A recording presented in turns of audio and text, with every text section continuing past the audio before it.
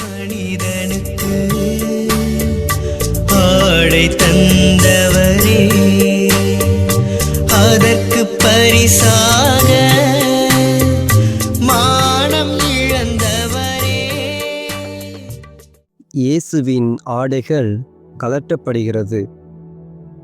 திவ்ய இயேசுவே, உம்மை ஆராதித்து வணங்கி உமக்கு நன்றியறிந்த தோத்திரம் செலுத்துகின்றோம்.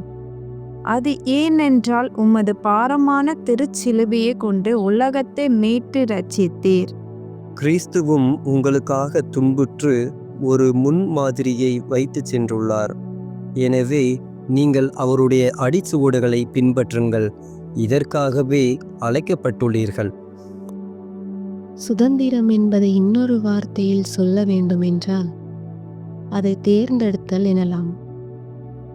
நன்மை, தீமை, பாவம், புண்ணியம், உண்மை, பொய், இவைகளுக்கு மத்தியில் எதை நாம் தேர்ந்தெடுக்க விரும்புகிறோம்? சுதந்திரத்தின் உண்மை பொருளை உணர்ந்து நன்மையை தேர்வு செய்து புண்ணிய வாழ்வில் நம்மை இறைவனோடு ஒன்றிணைக்க தயாராகுவோம். அன்பு இயேசுவே, என் புனித வாழ்விற்கு நன்மைகளை விருப்பத்தோடு தேர்ந்து கொள்ள அருள் தாரும். ஆமேன். எங்கள் பேரில் தயவாயிரும் சுவாமி, எங்கள் பேரில் தயவாயிரும். மரித்த விசுவாசிகளின் ஆன்மாக்கள் இறைவனுடைய இரக்கத்தினால் நித்திய சமாதானத்தில் இளைப்பாற கடவன. ஆமேன். மனிதனுக்கு ஆடை தந்தவரே, அதற்கு பரிசாக